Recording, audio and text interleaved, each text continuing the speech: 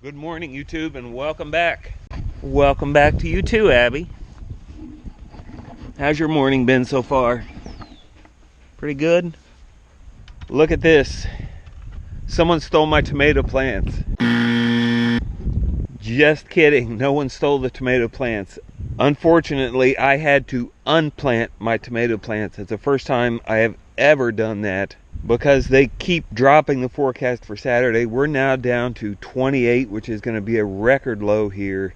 And that's the forecast low. Out in the countryside where we are, we're almost always 1 to 2 degrees colder, so we could be looking at 26, 27 degrees.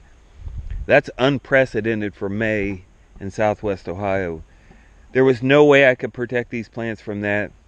So all I did was take the trowel, kind of cut a plug around them, pop them out, put them in pots, and put them in the greenhouse. They've really not been in here long enough to establish roots, so I don't think it was as traumatic for them as it could be.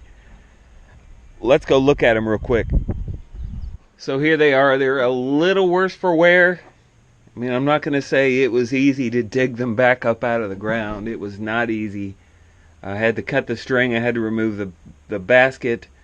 But then the hard part was just digging around them without doing much damage. But I think they're going to make it.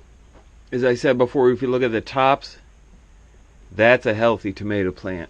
So it really, a lot of times those lower leaves fall off anyway. It's just not going to make any difference that we're a little mangled here. So they're now safe and sound in the greenhouse. The rest of these plants are going to be safe. Right now it's 68 in here, but I've got this little stove going. The temperature outside right now is about 58, 59. It was definitely cool, and it's only going to get cooler.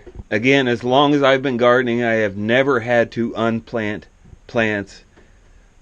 But in all fairness, I've also never experienced 20 degrees in May. So if we really do hit that, that's going to be something, and that's going to set a lot of gardeners and a lot of farmers and a lot of fruit trees way back.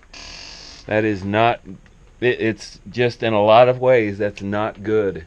Now the only other plants that I need to deal with or protect are the cabbage plants down at the end of the drive. You remember we planted those? So I'm going to take those stakes. We'll go down there. I'm going to put the stakes into place, and that'll give me a way to float a blanket or a tarp or something over top of those. I would think the cabbage can survive low temperatures like that, but I don't want to take a chance. And while we're down there, we'll take a look at how those plants are doing. So these guys have been in the ground for a while now. They've definitely found their roots and are starting to grow. So far, just starting to see bug damage, which means it's time to do something. But in all honesty, I think 27, 28 degrees on Saturday is going to take care of the immediate bug problem. Then I'll get them covered up with netting, and hopefully they'll be okay. You can see across the back here, my peas are up. I think they're frost hardy. They won't have any trouble. Just want to make sure as they grow eventually that they find that fence. So all I'm going to do here is just put in 1, 2, 3, 4, 5 stakes. And Friday night I'll come with either plastic or blankets or something and cover them up and just make sure they're okay.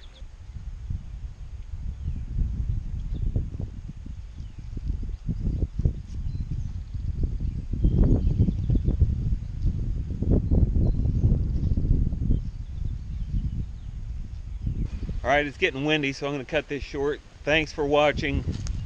Those of you in 6A and 6B, if you're in the Midwest, good luck on Saturday. We may need it.